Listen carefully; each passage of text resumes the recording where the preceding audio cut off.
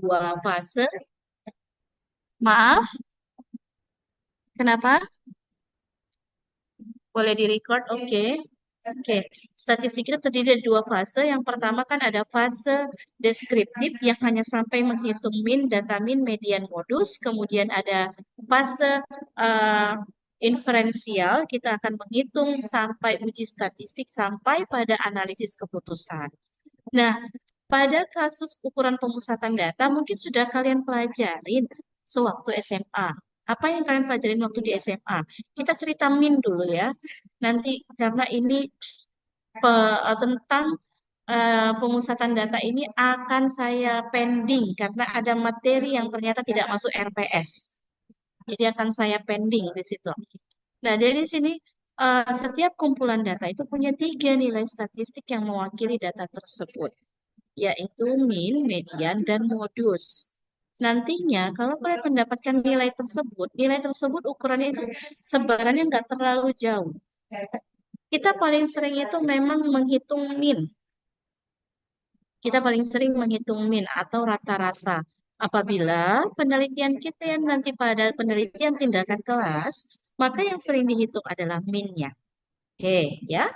Nah, ketiga nilai tersebut dikenal juga sebagai ukuran pemusatan data atau tendensi sentral. Ukuran tendensi sentral karena cenderung nilainya sama.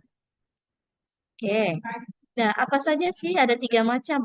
Yang pertama, menghitung min, kemudian menghitung modus, dan median. Nanti setelah semua ini, kita akan lanjut lagi. Ada dia menghitung simpangan baku sampai varians. Ya, nanti kita akan lanjut lagi dia. Tapi kita perlu tiga dulu. Nah, dalam menghitung ini ada beberapa tipe dia cara ngitung. Pertama dia dengan hitungan langsung, yaitu jadi rata-rata min itu bisa dihitung dengan adalah rata-rata itu adalah menghitung semua jumlah data dibagi banyaknya data. Kalau datanya ada 10 berarti N-nya 10. 10 data itu dijumlahkan kemudian dibagi 10 dengan rumus seperti ini. Atau contohnya kayak gini. Data yang bentuknya kayak gini tidak nggak terlalu banyak ya, di bawah 10 ataupun dia data tunggal lah bisa dikatakan. Angkanya satu-satu-satu semuanya dan tidak banyak. Kita enak ngitungnya, tinggal menjumlahkan 7 tambah 5 tambah 8 tambah 6 tambah 9 tambah 7. Bagi. Berapa semua jumlahnya di sini? 1, 2, 3, 4, 5, 6. Berarti bagi 6. Ya, tinggal dibagi 6. Berarti jumlahkan bagi 6 dapatnya 42. Oke, masih sederhana. Ini dikatakan data tunggal. Ada lagi istilah data berbobot. Andaikan 7-nya ada 2, andaikan 9-nya ada 3. Maka kalau misalnya kita tulis di sini, ini dia, data berbobot. Contohnya gini, nilai 3 ada 2 orang, yang nilai 6 ada 3 orang, yang nilai 7 ada 1 orang, yang nilai 9 ada 4 orang. Nah, kalau misalnya saya nulis, ya, kalau saya nulis penjumlahannya,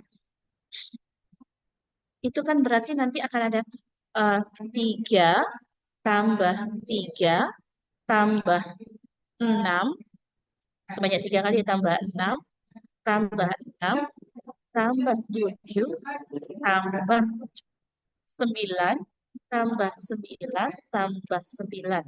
Nah kan gitu dia. Dibagi, ternyata angkanya dibagi, berapa semuanya itu di situ? Saya geser dulu. Dibagi 10. Karena jumlah datanya tadi ada 10. Oke, kita tinggal nambahkan. Ya. Nah, jadi kalau kita ini secara tapi, ini kan tiganya ada 2 kali, 6-nya ada 3 kali. Nah, itu dikatakan berbobot, jumlahnya beda. Oke, jumlahnya banyak. Maka kita bisa sajikan dengan tabel bentuknya kayak gini. Nih, kita akan sajikan dalam bentuk tabel seperti ini. horizon ya. Nah, yang nilai 3 ada dua orang. Berarti kan 3 tambah 3 itu kan sama dengan 3 kali 2.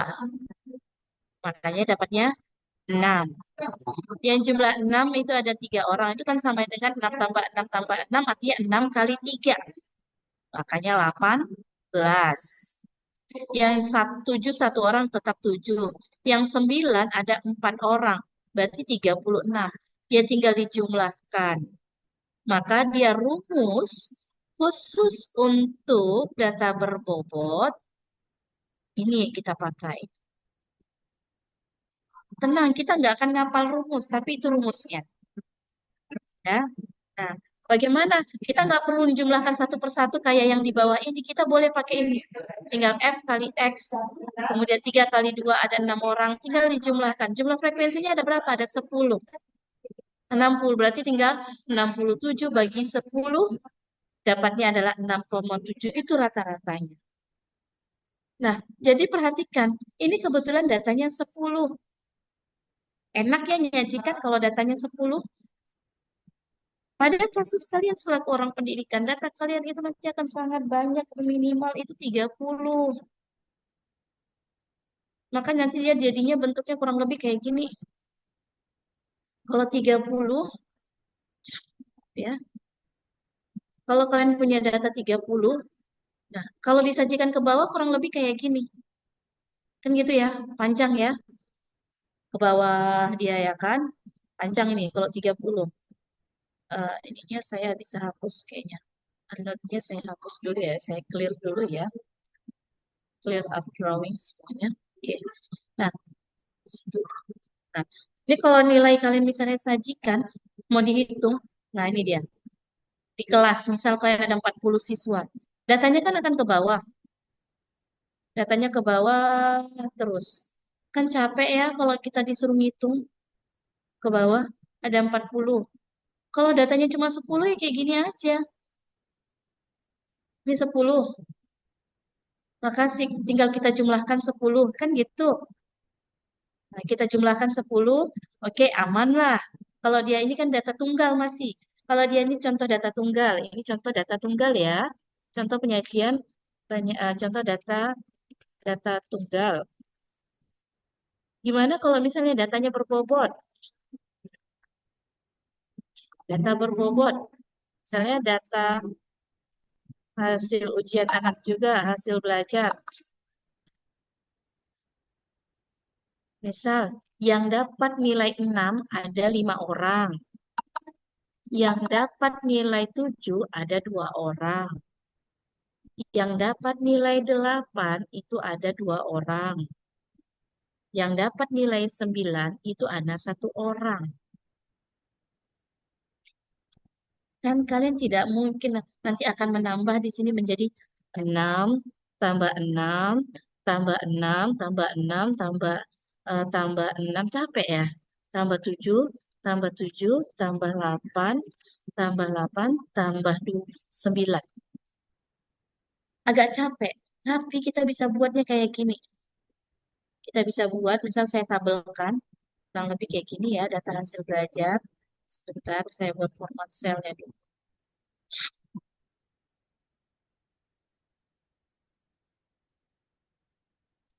Ini data hasil belajar, ini frekuensinya.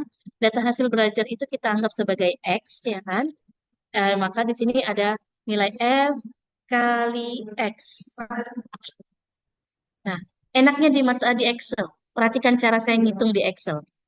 Nah, kalau data kita ada 10 kayak gini, ngitungnya ini di Excel nulisnya harus berurut ke bawah ya, karena kita ngitung itu nggak ke samping, tapi ke bawah. Contoh data tunggal. Gimana saya cara mencari jumlah ini? Gampang, saya hapus nih ya. Ya, saya blok dulu. Sudah, saya blok dulu semua angkanya. Kemudian cari di kanan atas ada lambang editing. Di home di kanan atas, perhatikan ada editing. Klik editing, terus saya akan milih di sini adalah yang saya butuhkan jumlah, maka tinggal sum. Oke, langsung otomatis keluar hasilnya. Saya ulangin ya, saya ulangin untuk menjumlahkannya, mencari saya blok dulu semua, kemudian cari lambang sigma editing, klik, pilih di sini auto sum, ada pemilihannya mau menjumlahkan atau mencari rata-rata. Saya mau menjumlahkan, oke, saya klik jumlah, maka hasilnya langsung keluar 848. Maka jumlahnya ini 848.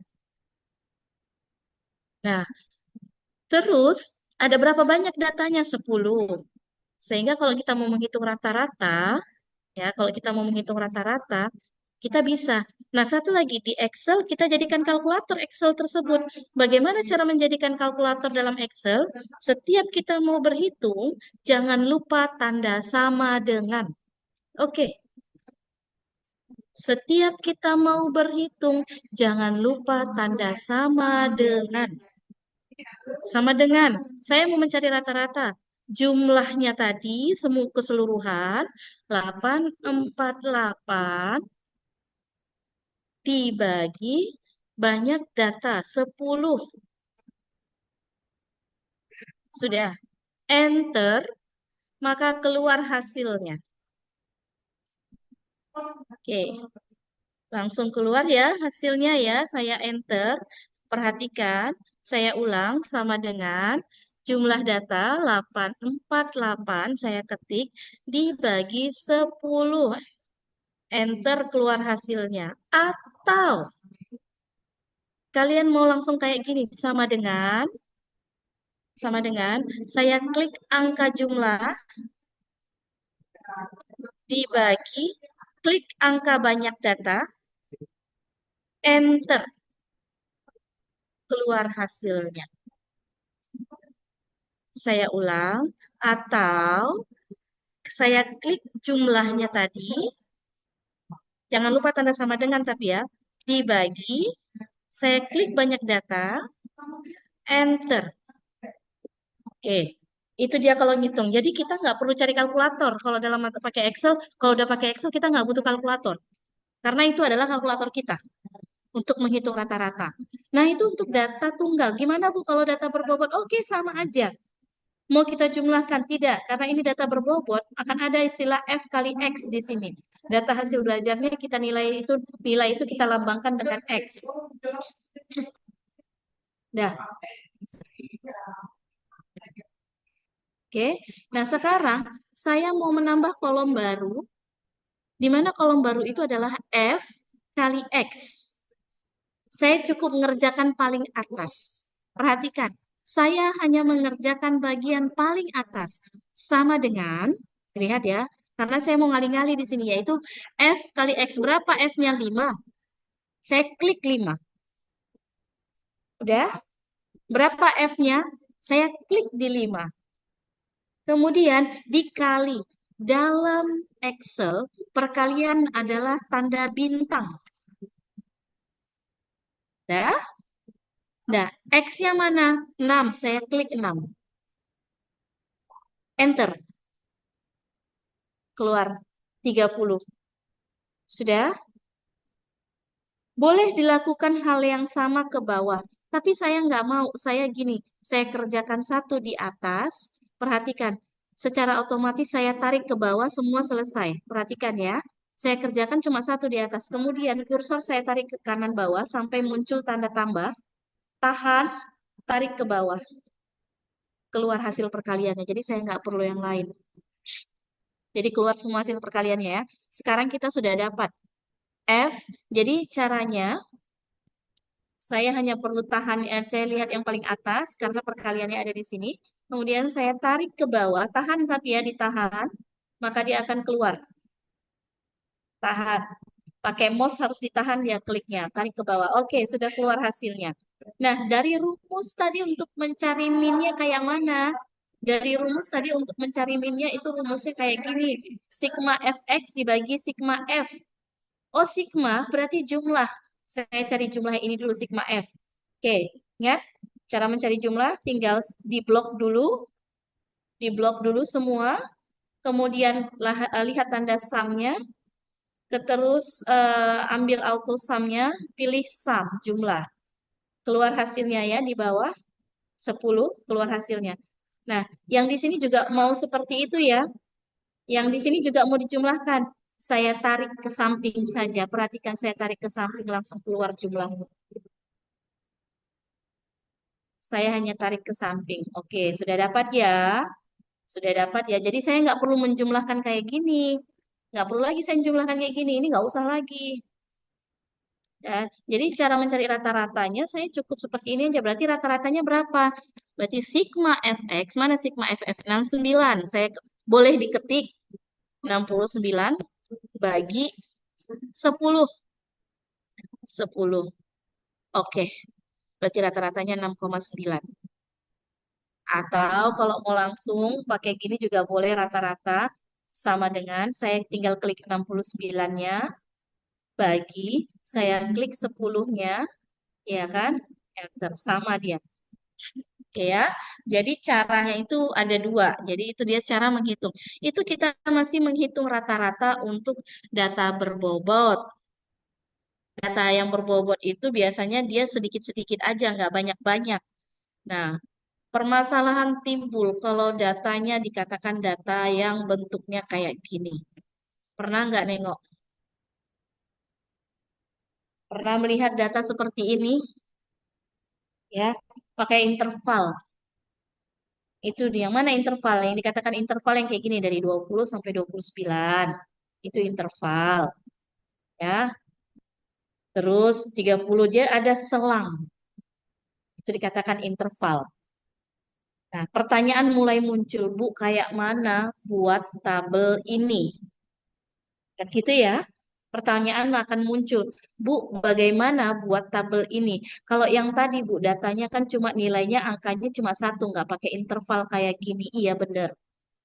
Nah, itu untuk kasus-kasus datanya yang lebih besar, di atas 30-an, 40, 50, maka kalian diharapkan menggunakan tabel seperti ini. Nah, terus bagaimana caranya? Ini yang tidak dimasukkan dalam RPS sehingga harus saya sisipkan sekarang. Artinya kita harus merubah suatu tabel, suatu data, ibaratnya kayak gini. Saya punya data 40 anak nilai. Capek kan ngitung kayak gini? Kan gitu ya. Capek banyak nih sampai ke bawah. Belum lagi yang loose-nya, belum lagi yang tertinggal. Saya bisa hitung rata-ratanya dengan saya blok semuanya sampai ke bawah, saya blok. Terus saya tinggal pilih di sini editing, saya ambil auto sum ada average bahasa Inggrisnya rata-rata kan? Kalian anak bahasa Inggris kan sudah tahu. Nah, keluar itu rata-ratanya 76. Tapi nggak kayak gitu. Masa kita nyajikannya seperti itu? Tidak. Apalagi kalau 50. Sempat 100 bagaimana lagi? Maka disajikan dalam bentuk seperti ini. Itu dikatakan dia distribusi data.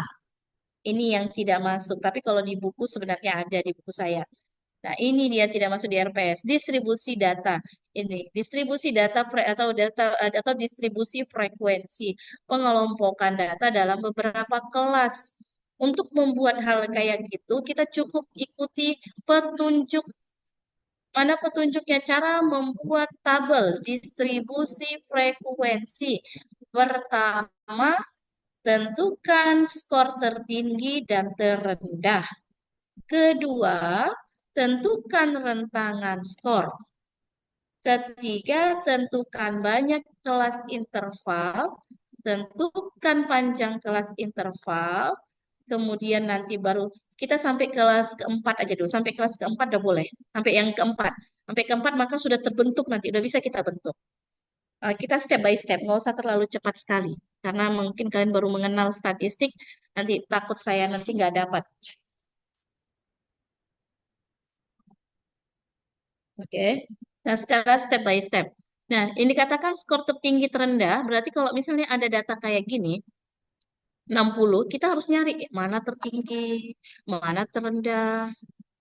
Kalau datanya dalam Excel kayak gini, kita bisa cari mana tertinggi dalam mana terendah. Nih, Ada 40. Mana yang tertinggi? Kita tinggal lihat dari sini. Kita bisa menggunakan short, kita bisa menggunakan max atau min. Oke, oke, max-nya katanya 90 ya. Kita juga bisa menggunakan min. Mana minnya? Kita lihat ya. Minnya katanya 56. Kalau pakai Excel bisa apa ya? Nah, tapi kalau di sini kita bisa ini kan karena datanya tidak beraturan, datanya disebar ke samping, agak sedikit sulit ya kan, mana maksnya mana minnya. Nah, maka dia untuk kalau seperti itu kita tinggal cari dulu skor tertinggi dan terendah ya. Kita akan latihan. Saya latihannya pakai yang ini. Ini Excelnya nanti saya bagi sama kalian. Nah, ini dia. Datanya ada 40. Datanya ada 40 ya.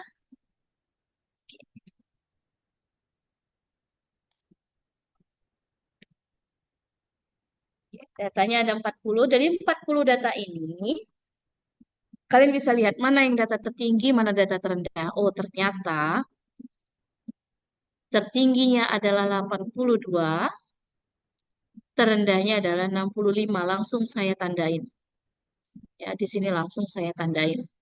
Maaf, bukan tulisannya yang diapain. Langsung saya tandain di sini. Nah, dan yang ini. Oke, 82 dan 65. Oke, kita sudah tahu bahwa di sini adalah nilai tertinggi dan terendah.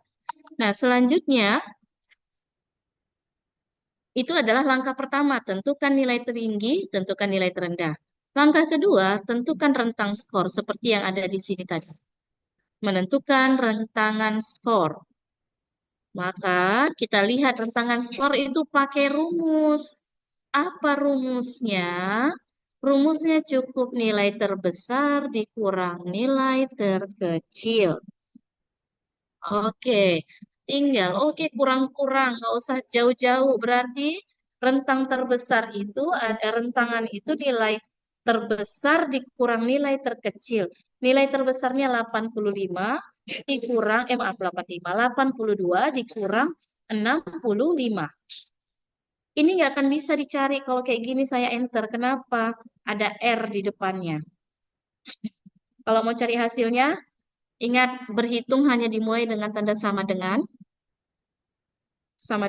tinggal tulis 82 kurang 65 berapa hasilnya? Enter 17. Oke ya. Berarti kita sudah tahu di situ bahwa 82 kurang 65 17. Ah, sudah kelihatan sekarang. Nah, langkah ketiga di sini adalah penentuan banyak kelas interval. Terus pakai gimana lagi, Bu, itu caranya? Dia pakai rumus Stargess dengan KI sama dengan 1 ditambah 3,3 dikali log N. Oke, kita pindahkan rumusnya biar nggak lupa. Sudah saya pindahkan? Sudah. Nomor 3, menentukan banyak kelas interval menggunakan rumus KI ditambah 1,33, 1 tambah 3,3 dikali log N. Oke, kita mau cari KI. Saya ngitung, perhatikan bagus-bagus. Ingat berhitung antara penjumlahan dan perkalian itu kalau ketemu maka yang dikerjakan di luar adalah perkalian. Makanya ada tanda kurung dulu sebelumnya. Nah ini kan dia gini. Satu, maaf ya, sama dengan, kan gitu ya. Kalau nggak ada sama dengan nggak bisa nanti ya. Sama dengan 1 tambah 3,3 dikali, kan gitu dia. Log, log berapa? Lognya N. N-nya berapa? N kita ada 40 tadi. Berarti log 40. Nah, perhatikan operasi ini, hitungnya. Ada plus, ada kali.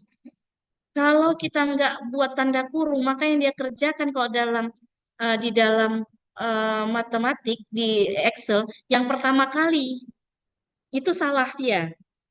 Maka harus kita kurung. Mana yang mau dikurung? Yang perkalian harus saya kurung, karena itu yang mau saya kerjakan di luar.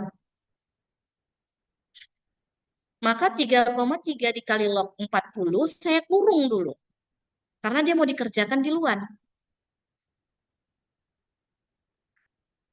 Saya kurung dulu ya. Oke, sudah dikurung. Saya tinggal enter loh. Oke, lihat hasilnya. Keluar. Langsung keluar dia. Berarti banyak kelas interval 6,2.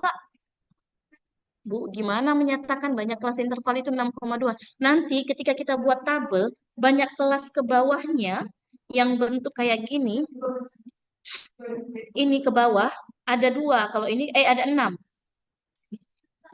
1, 2, 3, 4, 5, 6. Ini 7 ya. Berarti ada 6. Kalau ini kan ada 7.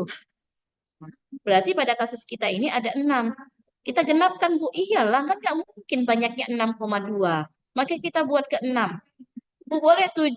Kalau pada beberapa kasus bisa digenapkan ke atas menjadi 7 apabila nanti nilainya tidak sampai. Nanti kita lihat nilai yang nggak sampai itu kayak mana. Berarti ini penggenapannya adalah 7. Sama dengan, maaf, sama dengan 6. Oke, ini dia. Langkah keempat, ingat, kita hanya sampai langkah keempat. Langkah keempat menentukan panjang kelas interval. Dengan menggunakan rumus P panjang sama dengan R rentang nomor 2, hasil nomor 2, dibagi KI, hasil nomor 3. Berarti P sama dengan tinggal membagi 17 dibagi 6. Ya, mana tinggal gini aja sama dengan 17 kan gitu dibagi 6. Oke, selesai. Dapat 2,83. Nah, ukuran panjang juga nggak mungkin kita nanti dia dalam bentuk koma, maka kita genapkan jadilah dia 3. Oke, kita butuh 4 itu untuk disajikan dalam tabel. Saya akan buat tabel. Saya akan buat tabel. Katanya tabel itu banyaknya kelas ada 6. Ini yang dikatakan 6. Perhatikan. Yang mana yang 6 itu ini. Saya akan buat ke bawah nilainya itu akan terbagi menjadi 6. Ada 1, kelas pertama, kelas kedua, kelas ketiga, kelas keempat, kelas kelima, ada kelas keenam. Itu yang dikatakan 6. Oke, terus nilainya kayak mana, Bu? Dari 40 ini akan kita sederhanakan. Ya, akan dimulai dari nilai terkecil atau boleh di nilai kita terkecil kita 65, boleh kita buat dari 64. Tapi dengan catatan terbesarnya harus dapat. Saya mulainya dari 65 ya. 65 saya tulis, saya mau buat intervalnya. 65. Berapa panjang intervalnya, Bu? 3. 3 ya, tadi kita dapat, sudah kita hitung. Berarti kita akan mulai berhitung. 65, ingat ya, hanya 3 ya.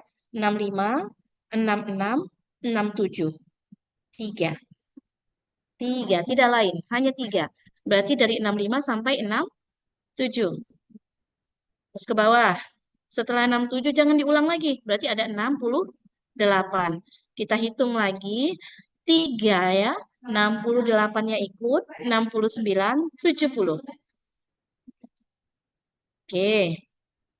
Lanjut lagi. Dari 71 sampai 71, 72, 73. Oke. Lanjut lagi 74 berarti sampai 74, 75, 76, 76. Terus lagi lanjut lagi 77 sampai 77, 78, 79. Lanjut lagi 80 sampai 80, 81, 82. Pas. Kebetulan pas ini. Nilai terbesar ada di yang pertama, nilai terbesar harus ada di yang terakhir, nilai terkecil ada yang di pertama. Habis lah sarapan itu loh, bukan makan siang. Iya, enggak iya. Belum makan tadi pagi masuk. Di sana, di situ ada makanan. Enggak, tadi beli waktu. Sudah? Nah, sudah lihat ya? Sudah terlihat ya sekarang? Itu dia. Bagaimana cara membuat distribusi dari sebuah data itu kayak gini. Yang bentuk ini, itu berarti tadi ada 50 data mentah. Jadi yang tadi ini dikatakan data mentah. Sekarang dia udah sederhana sekali seperti ini. tinggal tugas kita menghitung frekuensinya.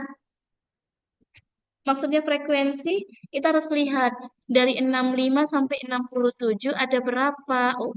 Terus dari 65 sampai 67 ada berapa angkanya. Tinggal itu yang mau kita lanjutkan. Oke, coba tengok-tengok tuh. Dari 65 sampai 67 ada berapa angka, ada berapa angkanya di atas itu dari 40 datanya. Ini kalau nengoknya pakai handphone berantam lah sama mata kalian.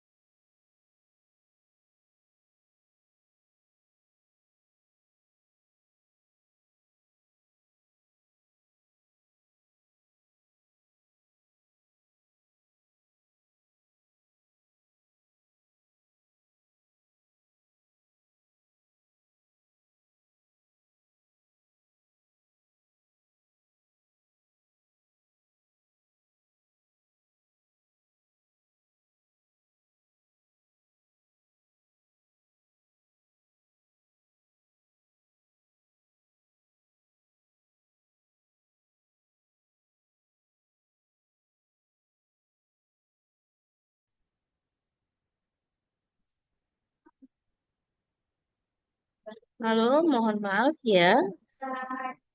WiFi Unimed jelek sekali, jadi agak susah. Tadi saya harus nyari-nyari pindah tempat untuk ngecas, malah nggak dapat WiFi. Oke ya, kita mulai lagi ya kakak abang ya. Tadi kita sampai mana? Kita share screen lagi.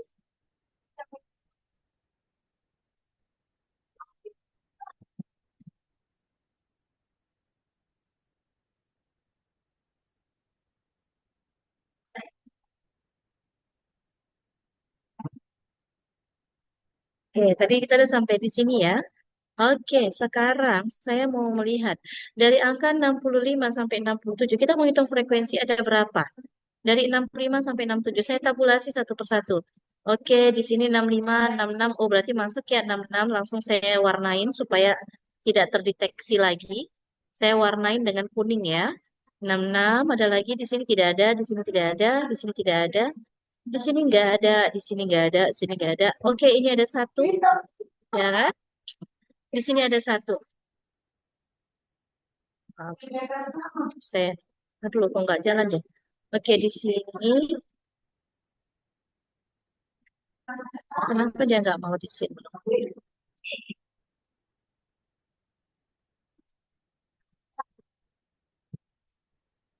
Oke, 65, 67. Maaf ya, ini saya nggak tahu kenapa ini kok di sini dia apanya. Ini mungkin seharusnya ini C. Terusnya ya kayak gitu. Oke, berarti ada tiga ya. Kalau yang kita lihat di sini ya, ada tiga. Di sini 65, ya kan? Kemudian dari 65, saya nggak tahu ini agak ngeheng dikit, dan 67. Berarti ada tiga frekuensinya. Kita tulis di sini frekuensinya. Ada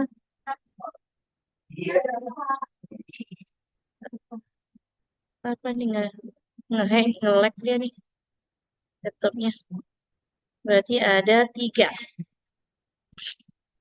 Oke. Sekarang dari 68 sampai 70. 68 sampai 70. Oke. Apa ini? Coba saya ingat.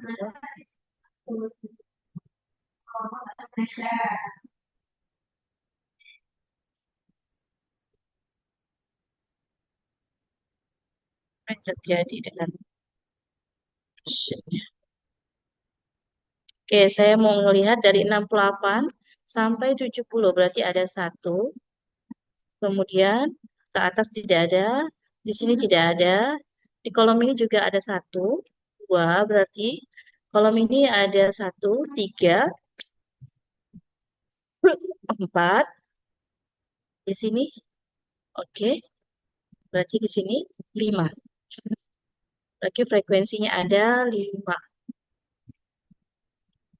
Oke, frekuensinya ada lima. Saya nggak tahu ini kenapa kayak gini. Ada lima. 71 sampai 73, ayo kita hitung lagi bersama. 71, 72, di sini kita ikut satu, ya kan? Kemudian di sini ada lagi dua, kemudian ada lagi di bawahnya tiga, kemudian sampai 71 sampai 73 ya. Tiga, kemudian di sini berarti ada lagi empat, kemudian di bawahnya lagi ada lima. Oke, kita lihat lagi ke sana 71 di atas ada enam, kemudian di bawah ada 73, tujuh, tujuh, kemudian ini delapan, dan ini ada sembilan.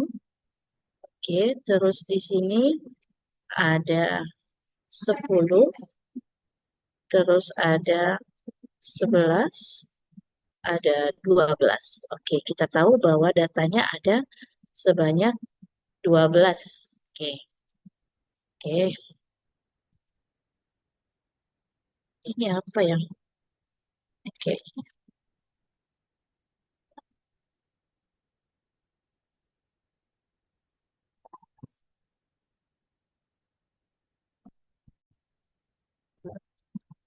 laptop saya ada yang terpencet ini makanya kayak gini. Apa ini yang terpencet ya?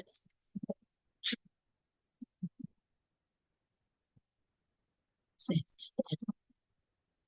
Ups, laptopnya ngehang. Maaf ya, laptop saya ngehang nih. Seharusnya nulisnya 12 aja.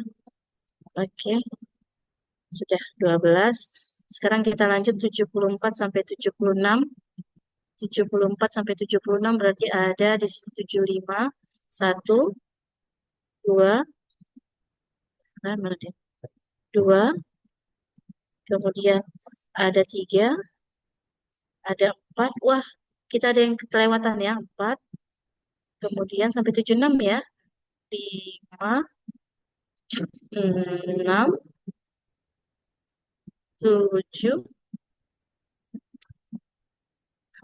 delapan, ke bawah lagi, sembilan, ke bawah lagi, 10, 11, 12. Oke, berarti ada 12 juga, kan? Ada 12. Kita tulis di sini ada 12. Oke. Nah, sekarang yang dari 77 sampai 79 kita bisa lihat dari sini sudah nampak 77. Oke, ada yang lewat ya. Sini nanti kalian kelihatan. Makanya saya warnain supaya tahu yang kelewatan. 79 ada 2, 77 tadi sama 79 ada 2, ada 3, ada 4. Oke, berarti kalau ada 4, sini 4. 4. 80 sampai 82 ada 2 ya, kelihatan di sini ya. Kita lihat satu, terus di sampingnya ada 2 lagi. Oke, berarti ada 2. Nah, kalau kalian perhatikan, yang terlewatkan ada 69 sama 76. Oh, 76 berarti yang punya kelas keempat. Di sini berarti nambah 1, jadi 13. Ya. Terus yang 69 itu ada di sini, berarti di sini ada 6. Oke, sudah kita lihat semuanya. Nah, kalau kalian perhatikan, jumlah frekuensi ini,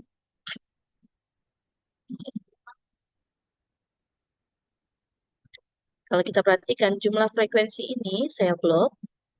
Nah, itu harus ketika dijumlahkan, harus 40. Oke, sudah pas. Oke, baik ya. Nah, kalau kalian perhatikan inilah dia eh, cara kita merubah tabel yang tadi yang banyak angka jadi seperti ini dia. Oke. Nah, pada PPT ini sudah dijelaskan beberapa langkahnya, Kakak Abang. Saya mohon maaf ini laptop saya nge-freeze agak.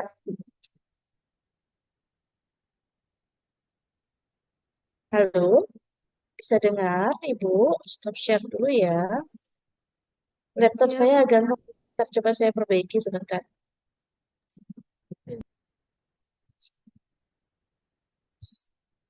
Nggak bisa dipakai Excelnya. Oke, baik. Mungkin saya mohon maaf karena tidak mendukung laptopnya agak nge-freeze agak. Ini dia kredit sedikit.